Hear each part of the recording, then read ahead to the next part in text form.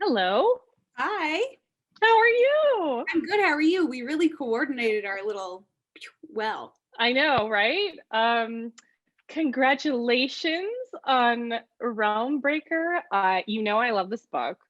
Before I start to bother you with questions that, honestly took me 10 minutes to write because I've had them in my head for so long. Um, I want to remember the announcement I'm supposed to make to everybody, which is that your books will arrive in 8 to 10 business days.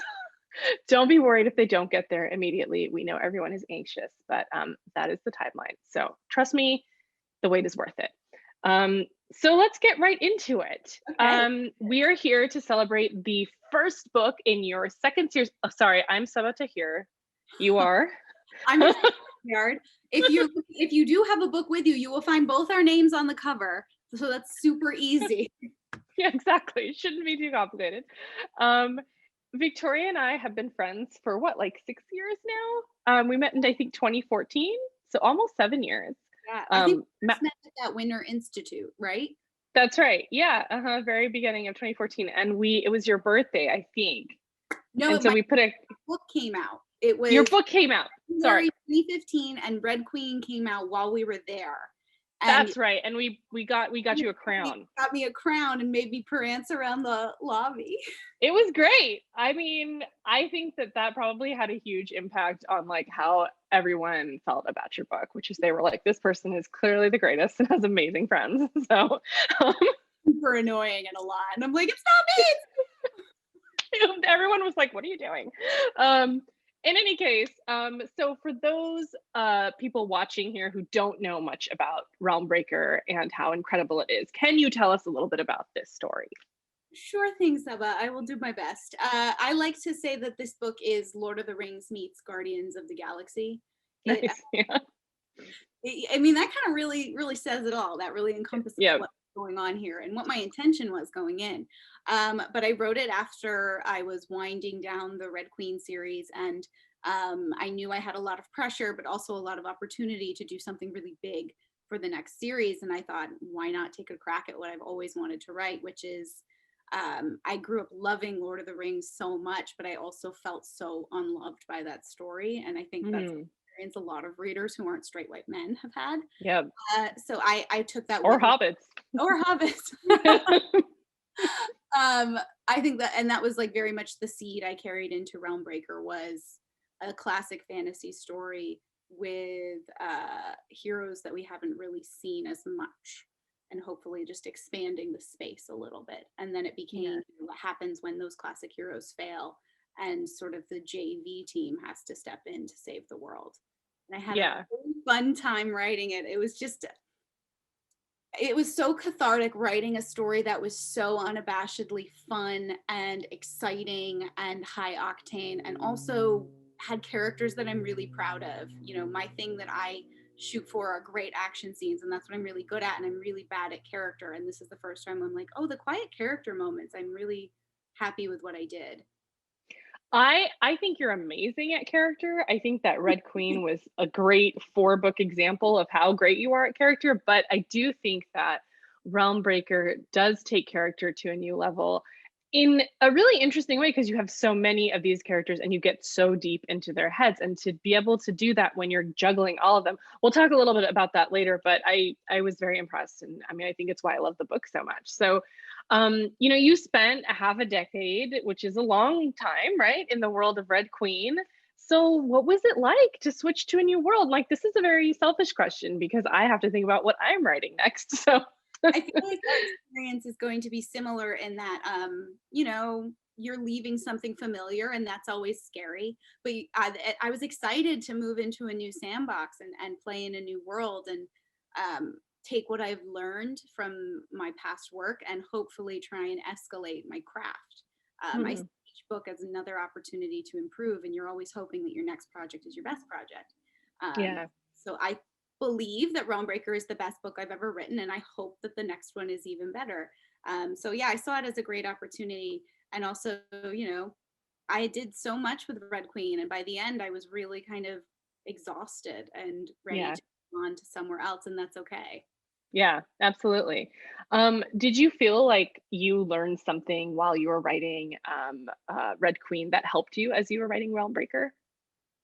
Yeah, from a craft perspective, I learned, sort of what not to do when you're starting a new series. I knew I wanted to know as much about the world and the story as possible and sort of build more and avoid the pitfalls of kind of backing myself into a corner. It's always going to Mhm. happen, but I'm hoping to lay enough groundwork that I'm not going to get in that same kind of trouble. I know this series a lot better than I knew the Red Queen series when I was starting out. And then on the other side of things, I also know a little bit more about the business of publishing and the business of Mhm. writing. And I have different relationships with my team now, and I like understand what my editor is there for and what my agent is there for. And I'm not really flying in the dark anymore.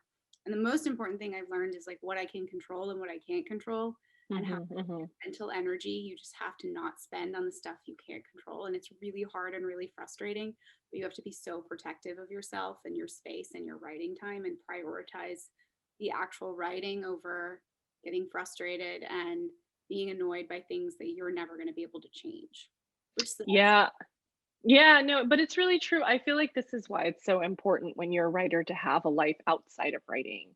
To have friends who know nothing about publishing, or to have, kids who are driving you crazy, as like in my case, or a puppy in your case, just something else to kind of focus your energy on so that you remember that, the book is just the book and it's not everything, but that can be hard when you're first starting out. So I feel that. So you talked, sorry, go ahead. Oh, I was going to just say, do you ever like sound off to people outside publishing and say like, oh, here's the thing that's the issue today, and then have someone exterior from it be like, that's not an issue, and just kind of Absolutely. reset you?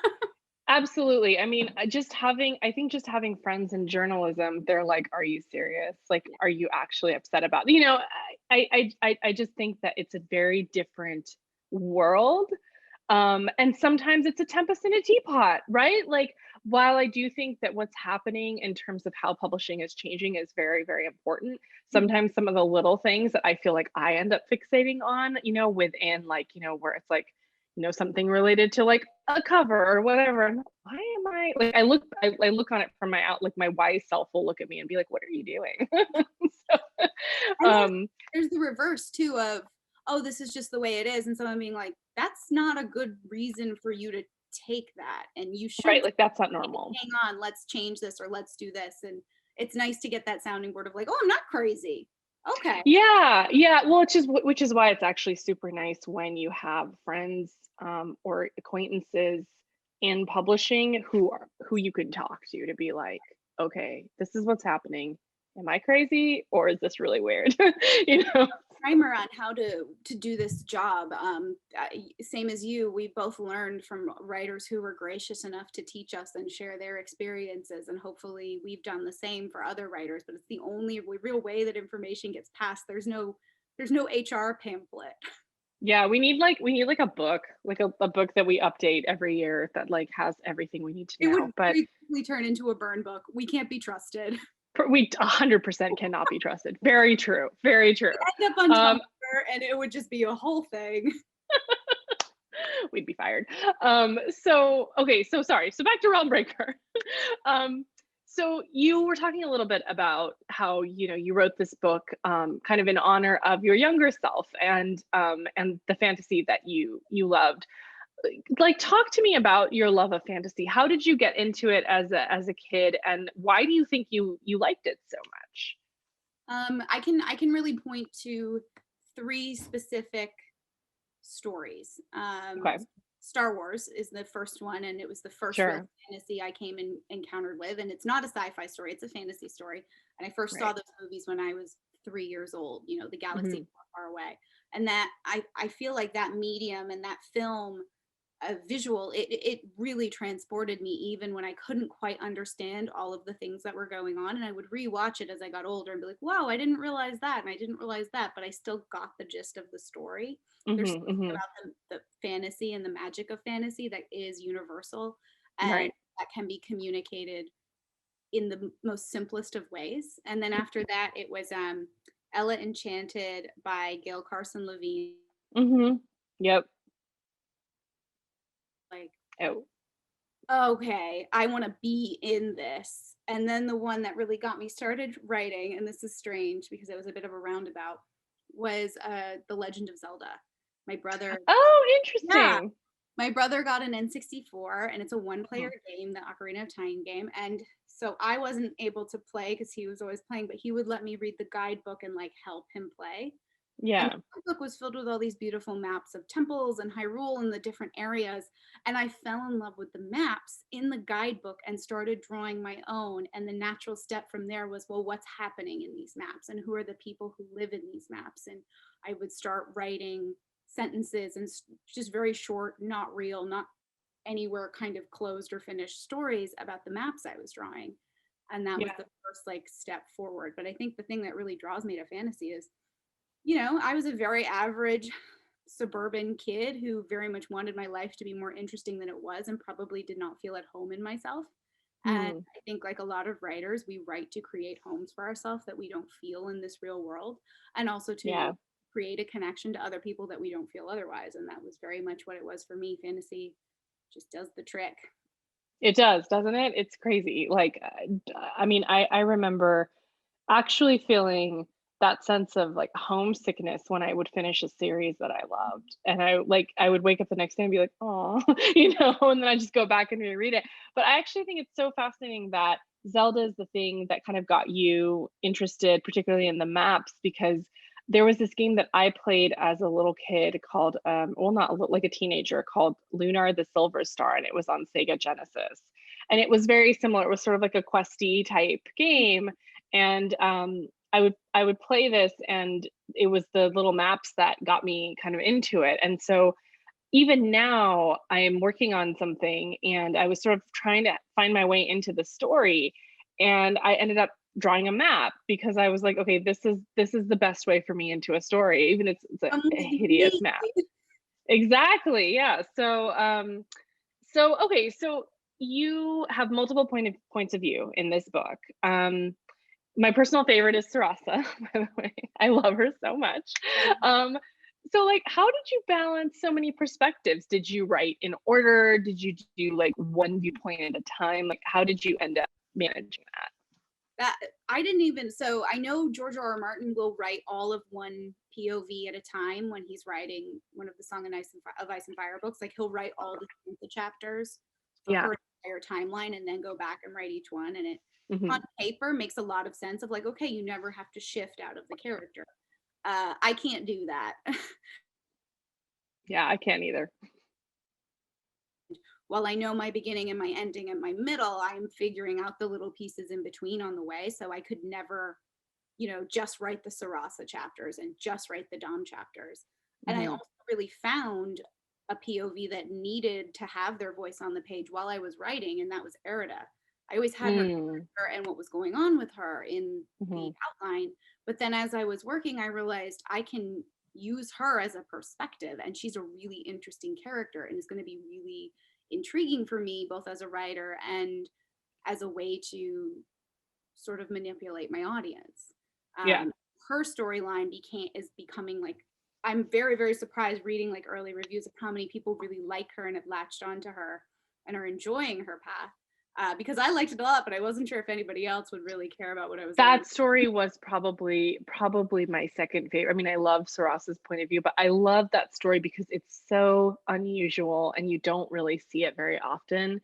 But it's so well done, and I feel like you just got into her head, Mhm. right? There's this, I don't want to spoil the book for anyone, but there's like this moment where you understand what Erida is, and you're like, oh, it's just such a great narrative moment. I just like loved it. I mean, when I was reading Realm Breaker, I was reading it, and it took me a few days because it's a big book, but I also like forced myself to slow down because I could have finished your book in a day. Well, But you I were like, in the hospital. what's that? You were in the hospital. The whole reason I even sent you the draft Oh, of the that's right. is you had or tweeted or posted or something, and you had cut your hand, and you Yep. said you're going to be in the ER for like six I was hours. And I said, yep. can I just send you the draft, or do you have something to do? With no machinations or anything, just like, Yep. she's bored and she doesn't have anything. Do you want to read It a was the book? best. Yep, it was the best, and, I started reading it, and it was on my phone, and I just realized, probably, honestly, w in the prologue, which I'm gonna talk about later, I was like, "I gotta slow my roll because this is so enjoyable to read." I have not had that type of reading experience in such a long time, where I just want to slow down and, really enjoy the book because I knew it was gonna be over. So, okay, so who was your favorite character, right? You said Erida is really getting a lot of fan love. Who did you really love writing? Um, Obviously, Sarasa is a real joy to write because Yes. you can she was almost a Greek chorus at points. I use her to poke fun at so much of the fantasy tropes and the Mhm. have her basically be the reality check. And I Yep. love getting to do that. And she also has no filter when she doesn't want to, and her moral compass is like non-existent. So we all Love love it. sort of getting to put on that hat essentially. Mhm. But Mhm. I find Coraine probably the easiest because she's the most of myself and also the most of what I wish I was as a teenager. Mm. And coming Mhm. off of Red Queen, where most of the characters had superpowers, like literal superpowers, to then Mhm. go to a teenage girl whose superpower is her intelligence, Yeah. logic. That was a challenge to to sort of switch in my brain to she's not physically imposing and she's not going to be able to sort of battle her way out of situations. She has to figure it out and rely on people and sort of grow on the page. But I really enjoy doing it. Yeah, I loved how she, struggled to learn how to fight because that would 100% be me. I would love to imagine myself as, doing the learning montage and everything, but really I would just drop my sword and be like, "This is too heavy." Well, the whole moment where she gets her father's sword and realizes like I'm too small to hold this, and that comes directly from me when I was a kid realizing that these medieval swords, for example, the sword that Viggo Mortensen carries in the Lord of the Rings films is 5 feet long, and I'm 5'1". And so I thought to myself, I would not even be able to like carry that at my belt. And so to have Yeah. it on the page of a real high fantasy and have her say like I can't hold it. What do you want me to do here? And Yeah. and it's a joke, but it's also like gonna But it's make such a the great moment. audience believe too. We're all Yep. in service of making the audience believe in these unbelievable things, and you do it through Yeah. realistic characters. Exactly. Yeah, exactly. Did you have a character who came to you first? Coraine, it was always in my brain as Okay. this is going to be a ragtag team built around the illegitimate daughter of the so-called chosen one. And I Yeah. knew I wanted it from a female perspective and a teenage female perspective. That was Yeah. always the in for me. That's great. Yeah.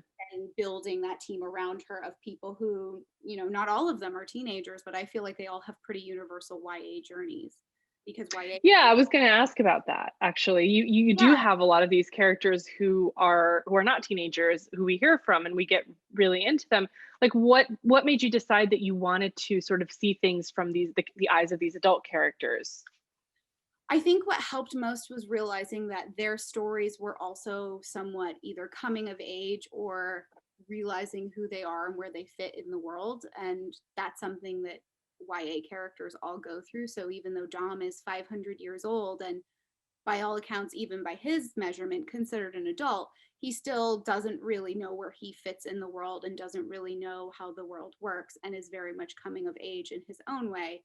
And then Mm, Sarasa is very aware of herself and very aware of who she is, but then that mhm, is being challenged by what she's forced to do. And she begins to think, well, maybe I do belong here. And maybe I am not what I thought I was or what I was told I've been from when I was mhm. a child. Right, right. Yeah, I mean, I think that the juxtaposition is really wonderful because I so often when I read YA, I do sometimes I even when I was younger, I was curious about what some of the adult perspectives were, like what were they thinking, you know? So I love that you did that and we also get this really sort of close up view of our villain, which I'm all for. I love the villain's perspective; it's my favorite. And I don't want to spoil anything, but what was it like to get that deep into that storyline? It was really fun, and I think it was a really it was sort of a story of weaponized female anger. Mm, Uh, that was the root of it, and I wanted to make sure readers were on board, if not understanding, of where the motivation was coming from. And okay. Also, I was reading an earlier review, and they were talking a lot about how this character is like textbook white feminism. And I didn't really intend to do that, but as I was rereading, I was like, yeah, that Yep, is that's very accurate. similar. Yeah, And it's really funny, but that's very accurate. mhm, Yep. it was something I wasn't really thinking about, but it definitely came out on the page and in that person. And I think I also wanted to portray the sort of character who often is glorified in YA royalty sort of fantasy stories, Mhm. and Mhm. know why that's not necessarily the reality of the person. Yeah. Yeah. No, so true. So talk to me about, I'm like not adding more because again, I don't want to spoil that storyline for people. I really want people to have that the moment that I had. It was great. But talk to me about this map at the front of the book. We're both like giant map nerds, I love and it. I poured over this map like so excitedly. Like, how much of it did you create yourself? You know, when in the writing process did you create the map? Like, how did it change over time? Like, just tell us all about it. So I went in to the project knowing I am going to do this Lord of the Rings meets Guardians of the Galaxy. It's a misfit team. It's a teenage girl. It's in a fantasy medieval world that I know the parameters of, which is basically focused on the Mediterranean sphere in the 12th, 13th-ish centuries. Right. Um, and so I had those boundaries. And then I did create the map because I'm a very visual person. And the map is something I really enjoy. And I find that creating the map first really helps me with my world building because so much of a world is informed by geography. You know, a mountain range affects the spread of religion and where a national boundary is. And then that then Mhm. affects your characters and their Right. history and who they are and why they are the way they are. Their culture is informed by these things. So I Right. think the world feels most real when you start at the bottom and layer and layer and layer. My challenge Mhm. was not getting too in depth and not taking all of my motivation and pouring it into the map and then not having any momentum when I actually had to start. Mhm. So I went in with a pretty base-ish map, all of the actual hard information that's on the map and the shape and all of that, that's from me. And then the artist, Francesca Berald, turned it into a masterpiece. And when they first gave me the options of the artist, hers was the ones I really, really liked. And there was some concern that her work was so detailed that the map would kind of not work because there was already so much detail on the basic map. So we weren't Mhm. sure how her very stylized, very beautiful sort of work would meld with information, and she Mhm. knocked it out of the park. If you look at Mhm. the cities, the architecture matches Mhm. what they say in the book, and she's got That's all the little incredible. Easter eggs in there. It was beautiful. It's a beautiful map. It's definitely one of my favorites that I've seen in a fantasy book. It's fantastic.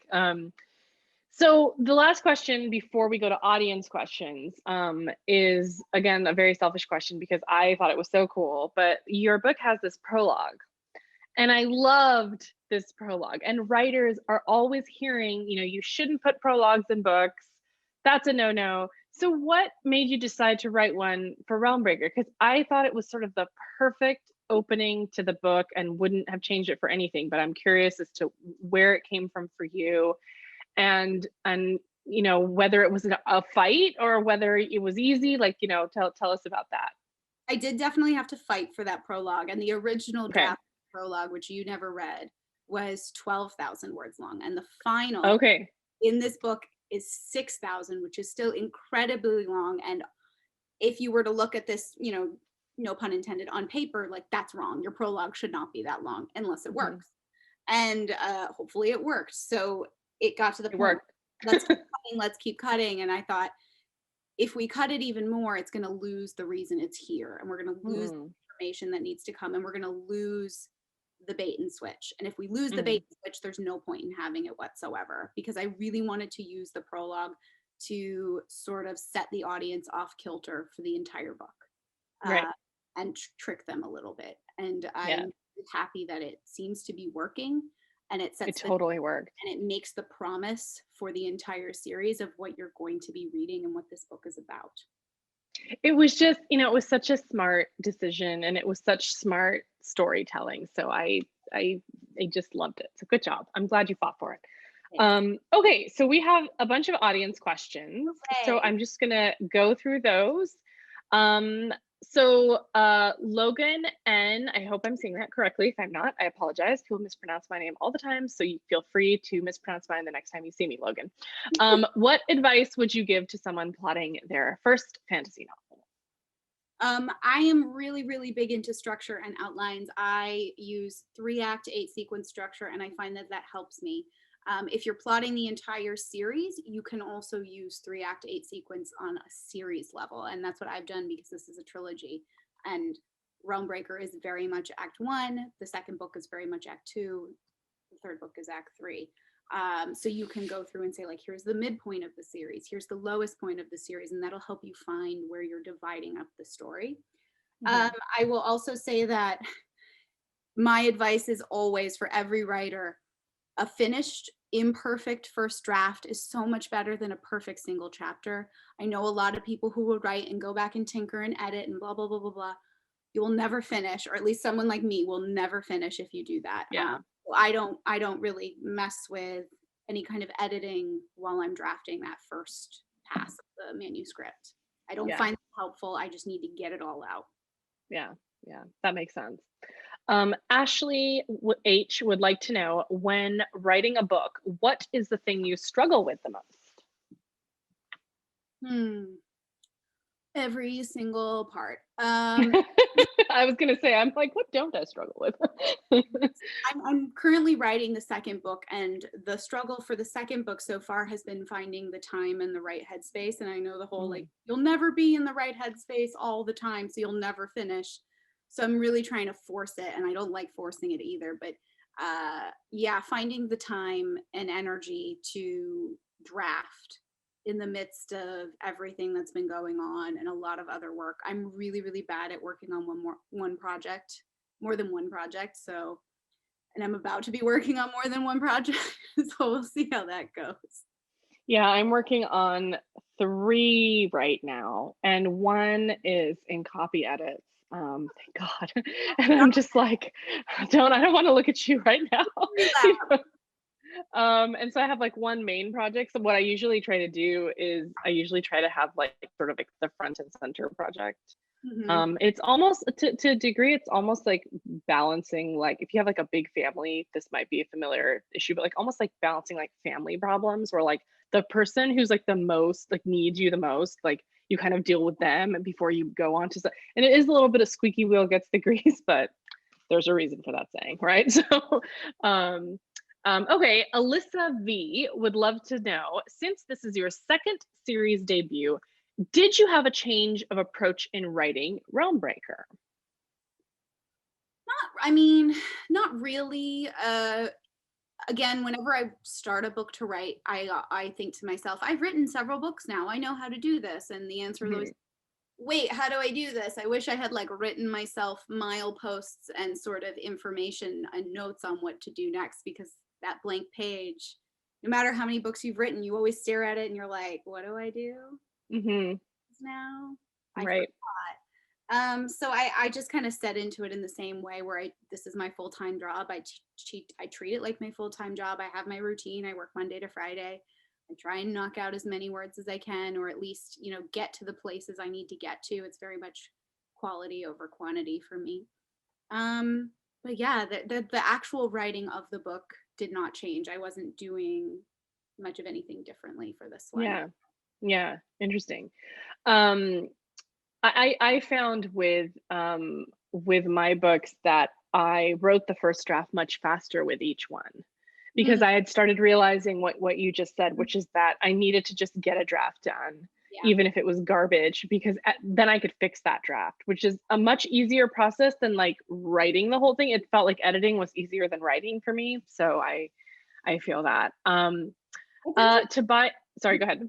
Oh no, I was just saying the first draft is usually the one, because that's the one that's written in the vacuum without any of the exterior pressure of deadlines or schedules or whatever. So that one always feels a little bit more pure, I guess. Yeah. Because you can see where the pressure, at least for me, I can see the books that I felt pressured in terms of time on, and the books for it. And you're always kind of battling, well, yeah, I do want to get it out on time and I do want to get it to the audience. but I need the right space to do it in. And I haven't found that balance yet. I'm awful and will just be like, I'm not finished. Like, I will not turn it in. So, and then, you know, it goes on and on and on until finally I'm like, okay, I really, really need to turn this in. I feel like my background as a teacher's pet is not helping me here, because I want the sticker, I want the attendance, I want to be like patted on the head and said, you did it, you turned in your homework, because that's what Yeah, I am definitely stubborn. Sabaa is still alive and well, and does not turn in books on time. So I really respect the fact that you turn in your books on time, unlike some of us. Um, so um, so let's see here. Tobias G would like to know, what is a tip for developing plot? Developing plot. Plot has always been the thing that comes easily to me, because similar to world building, it's just layering, it's asking questions, it's what happens next. One really good rule of thumb is to make things as hard as possible for your main character. You know, throw as many obstacles as possible in their way. Take away the things that are making their life a little bit easier. I ended up removing characters in Red Queen because I knew they were making things too easy for the main storyline. And once they were taken away, things became, you know, a lot more interesting. Readers weren't happy because they were sad someone had died, but the story itself really benefited from it. So yeah, throw as many obstacles as you can in there. Know what the character wants and make sure they don't get it for some reason. Yeah, agree 100%. Valentina C would like to know, what is the most difficult thing about creating a satisfying villain? I think the satisfying is the key word there, because you can definitely have villains who are villains and you know, they fill the gap and they make the story move the way it needs to move, but satisfying means they have to be understandable. I think, you know, the audience needs to see why they're doing what they're doing. There's no, you know, just mustache twirling, tying women to railroad tracks. Even the most base of villains driven by simple greed are still very interesting. I mean, you look at Hans Gruber in Die Hard, and it's pure greed that's driving him, but he's still very, very interesting and very compelling. It's because you understand what his motivation is, and you understand that he owns it. I love when villains own it. Yeah, I agree. Like, I love when they're like, I'm not the villain here. That would be you. You know, like that's one of my favorite sort of villain storylines. So Crystal S, actually this sort of refers to something you spoke of earlier. Crystal S would like to know, how do you stay motivated even when there's so much going on outside of your control? And what about finding motivation to do the things you can control? Yeah, the motivation, I mean, it's partially, you know, knowing this is my job does help, and knowing that I have contracts and this is how I support myself and this is how I feed my dog, that helps.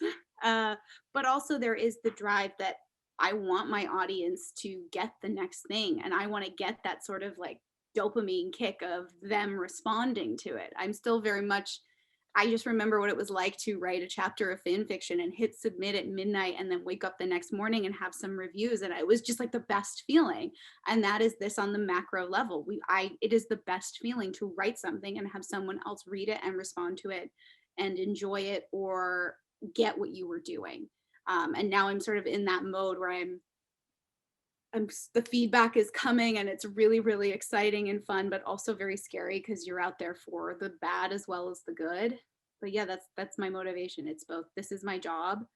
I want to keep feeding my audience and I want to keep feeding myself. This is how I connect, and this is what makes me feel worthwhile and useful. And this is my passion in life, and I get to do it somehow and I get paid for it.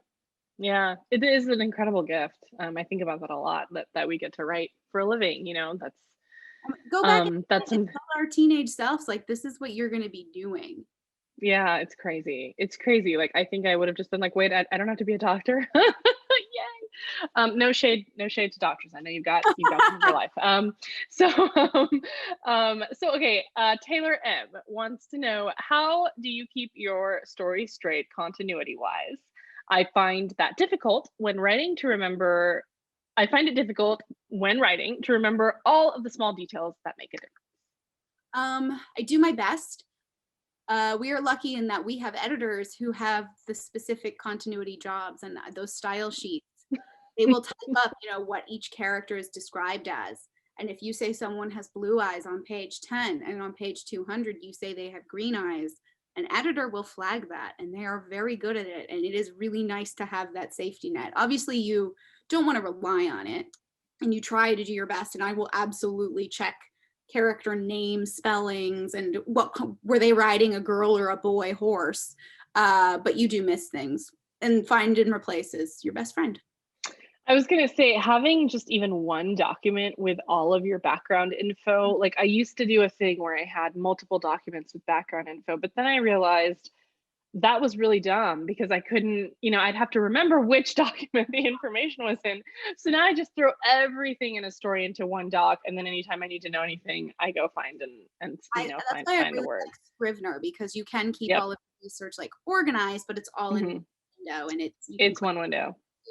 Exactly. Yeah, no, Scrivener is great. That's my go-to as well. What's that? I want Scrivener to sponsor us. My God, we talk about them so much. I know, seriously. I think the problem is they're like, we don't need to sponsor you guys. All right, so Matty M would like to know, what's something you wish you would have known before publishing your first book? My first book, because I was coming from a screenwriting background, the descriptions of what people look like are really sparse in Red Queen. And I remember getting through several rounds of edits, and my editor actually asked, I don't know what color this person's hair is, and they're a main character. And I was like, okay, is that a problem? She's like, yeah, that's a problem.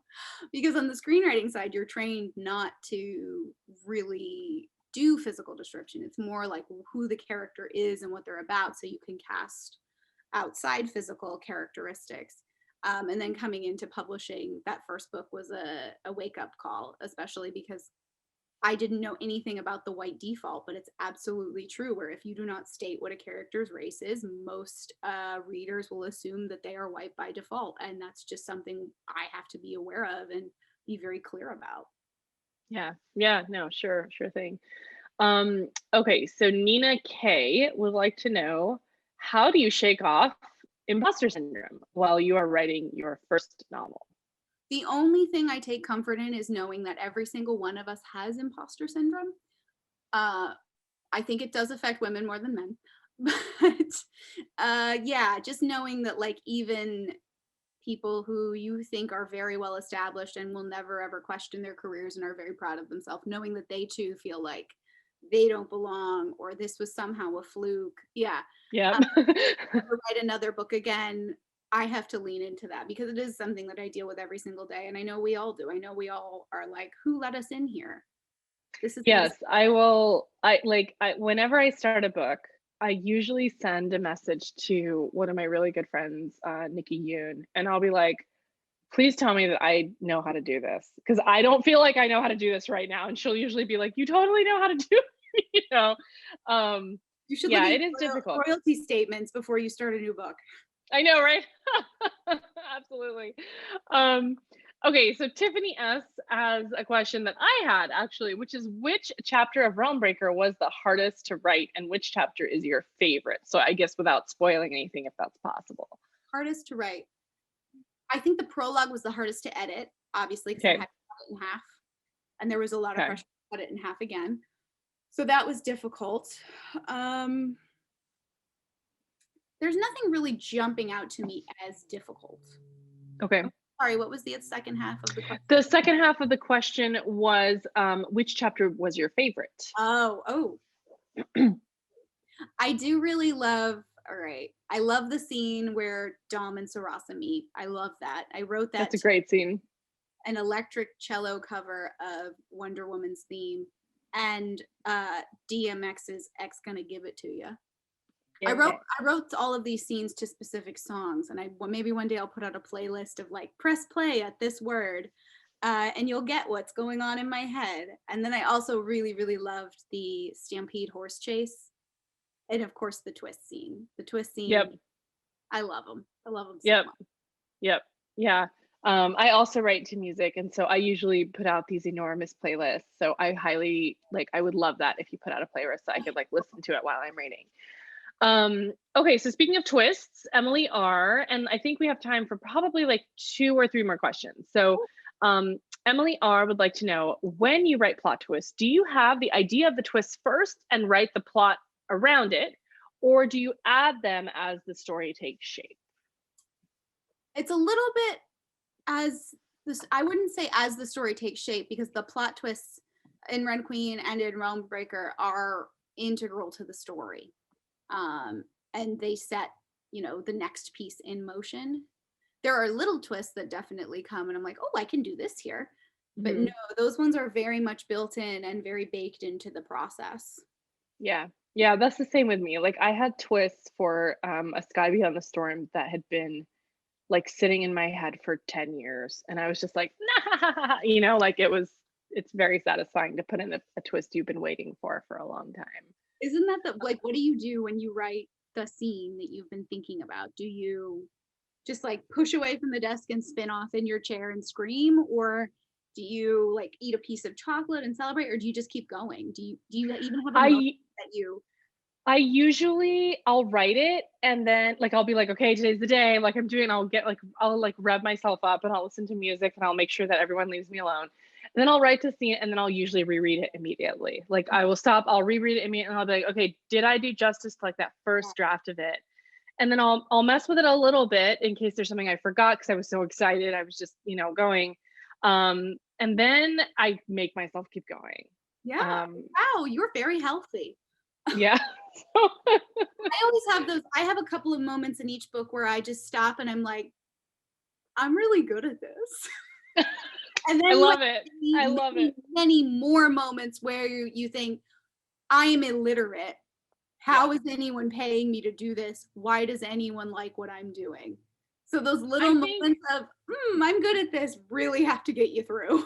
They do get you through. And I think that, so one thing that I have done, like that I did lately, so I can't talk about the next book that's coming out because it'll be announced soon.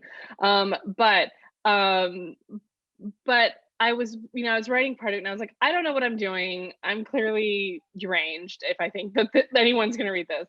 And then I went back and I read a part of the book that I love, right? That I really, really love. And I was like, okay, I'll be fine.